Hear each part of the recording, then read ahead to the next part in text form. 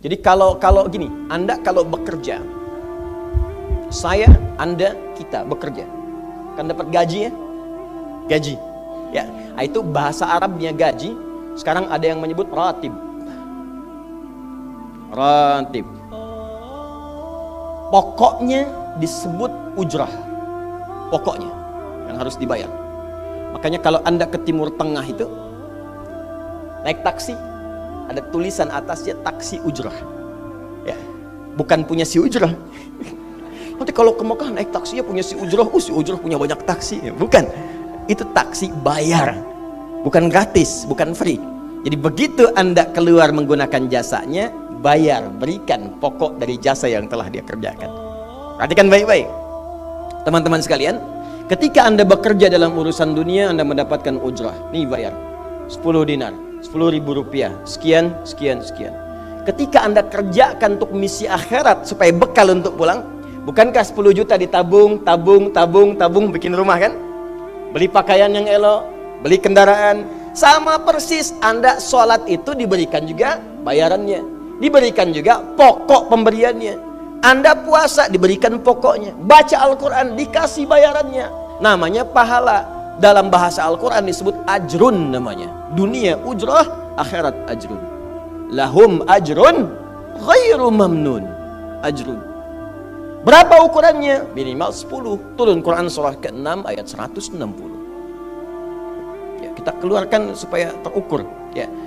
Setiap pekerjaan dunia menjadi nilai akhirat punya poin. Pekerjaannya disebut hasanah namanya. Ya. Amal solehnya disebut hasanah. Siapa yang mengerjakan di dunia pekerjaan punya nilai akhirat, amal soleh namanya hasanah. Setiap hasanah punya poin 10. Man jaa bil hasanati falahu asyru amthaliha. Siapa yang mengerjakan perbuatan di dunia dan punya nilai akhirat, bekerja dikerjakan karena Allah mencari yang halal. Tuliskan poinnya. Salat, tuliskan poinnya. Setiap pekerjaan 10. Hitungannya 1 keduanya 500 tahun, 2 ketiganya 500 tahun, 3 keempatnya 500 tahun. Jadi jangan menghitung 1, 2, 3 terlalu sedikit. Ya. Di hadis Muslim saya sering katakan, ke masjid saja dapat 25 poin baru nyampe. Jarak 1 kedua 500 tahun. Jadi kalau ada yang tidak sholat dalam sehari, 1 kali sholat kehilangan 10 pahala kali 500 tahun. Dia kehilangan pahala 5.000 tahun. Ya, dosanya berapa? Nah, makanya sering kita bermohon begini, ya Allah, jadikan semua perbuatan duniaku punya nilai akhirat supaya ditampakkan di akhirat. Di hasanah dunia ini akan ditampakkan saat dihisab di akhirat. Makanya sering kita katakan, ya Al-Baqarah ayat 201, wa minhum may yaqulu rabbana atina fid dunya. Ya Allah, jadikan semua kegiatan duniaku hasanah. Namaku sudah hasanah ya Allah. Perbuatanku belum tentu.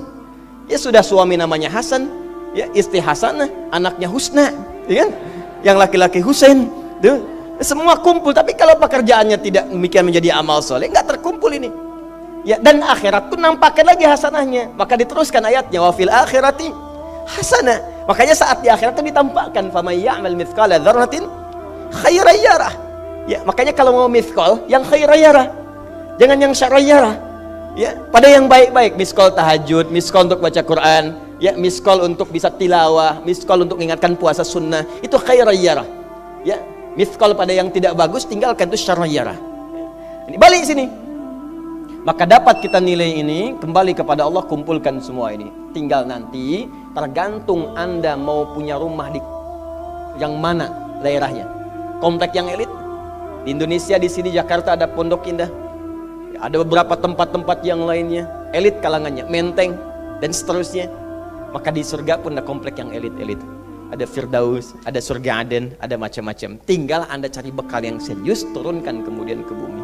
Cuman sayang, dari sekian waktu yang Allah berikan disebut dengan ajal,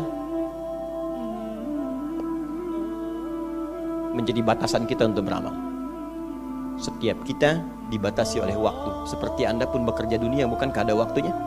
Waktu produktif untuk bekerja, setelah itu ada masa pensiunnya. Dalam bahasa Arab, sesuatu yang kita kerjakan dengan batas dan setelah hilang batasnya, selesai aktivitasnya, disebut dengan ajal namanya. Maka Allah membuat ketentuan, kita pun tidak abadi di bumi. Setiap kita punya batas waktu, kalau selesai dinas kita dan pulang kita untuk mempertanggungjawabkan semua yang kita kerjakan di sini. Maka turun Quran surah ke-7 ayat 30 berapa? 4 untuk menggambarkan ini.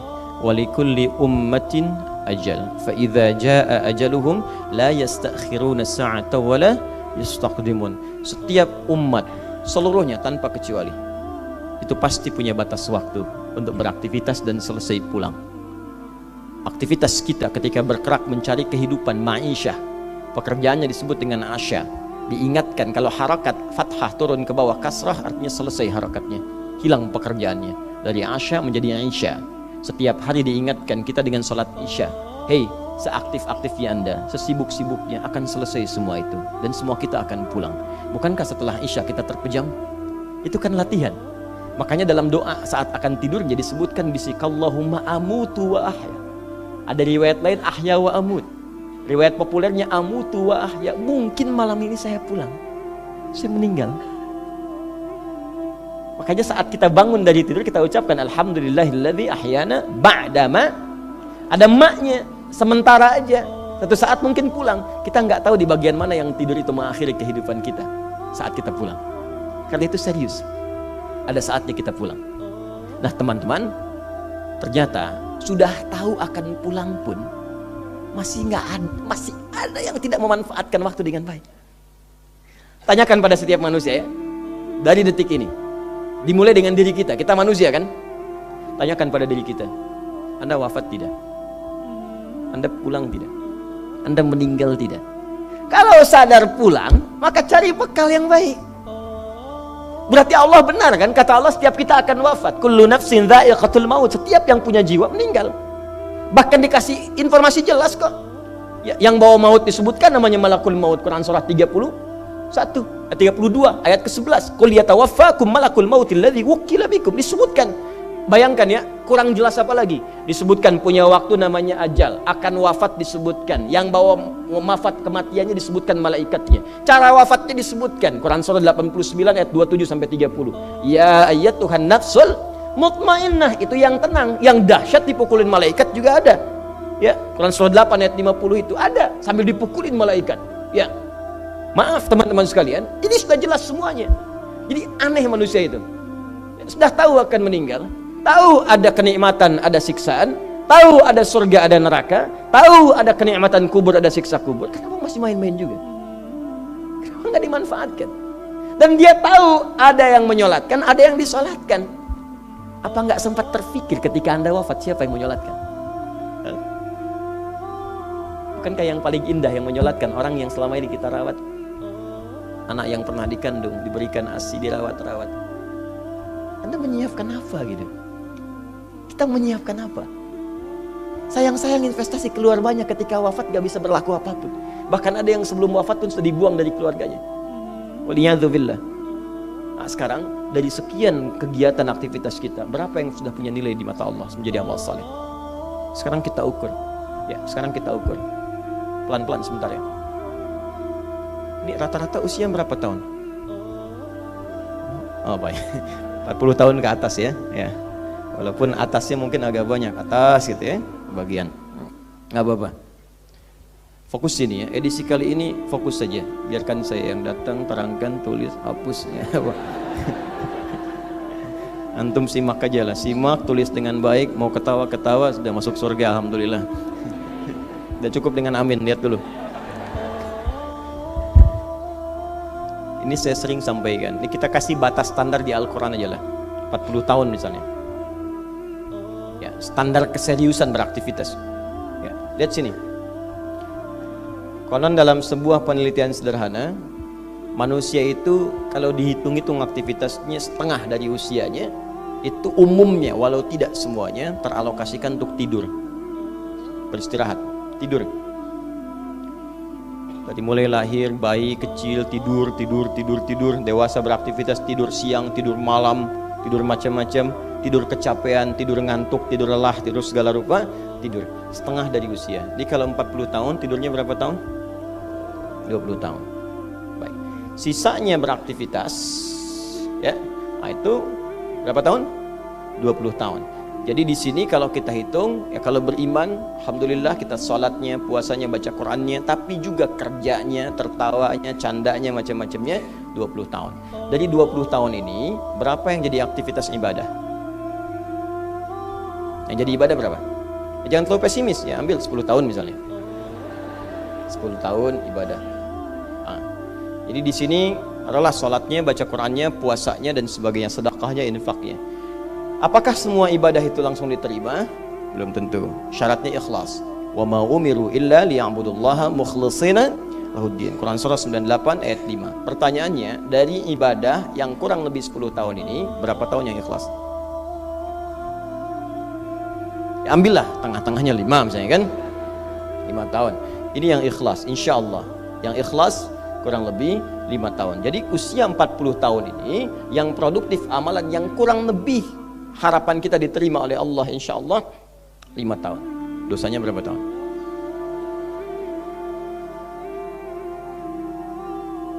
Dan masih bisa tertawa, dan masih mengharap surga, masih ingin ke surga Firdaus, masih ingin mendapatkan segala hal yang istimewa. Sementara kita sadar, gini caranya begini, coba ucapkan dengan kalimat yang lantang bahwa Anda tak punya dosa. Kalau tak mampu, berarti punya dosa. Ya. Ucapkan Anda sudah siap ke surga. Kalau tak mampu, amalnya masih kurang. Jadi kalau sudah merasa amal masih kurang, dosa banyak, terus masih main-main juga. Sudah tahu usia sudah di atas ini, ada yang 50, 60 tahu, waktunya sedikit. Yang kemarin-kemarin banyak yang sia-sia. Jadi kalau yang kemarin-kemarin kurang, masa sisanya masih dikurangi juga?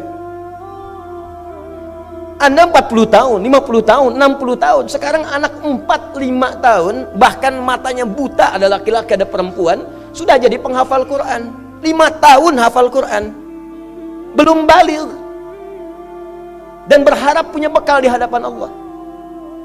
Kemarin sahabat saya, Syekh Ali Jabir, ya, datang ke Bekasi, cerita tentang Kaila, anak 5 tahun, mata buta, murajaah hafalan Quran sehari 5-7 juz. Dikatakan oleh beliau, Kaila, apa nggak capek terlalu banyak? Kamu kan punya uzur di hadapan Allah. Allah maha memahami keadaan kamu. Apa nggak lelah? Saya malu justru kepada Allah kalau kurang daripada itu. Anak 5 tahun mengulang hafalan Quran setiap hari 5-7 juz, dan malu kalau kurang di bawah itu sebagai bekal untuk menghadap Allah. Anda diberikan kesempatan sampai lebih daripada 50 tahun, lebih daripada 40 tahun, lebih daripada 20 tahun. Dan sampai kesempatan itu, sampai hari ini pun untuk baca pun belum punya waktu. Dan Anda mengharap surga, Anda siapa?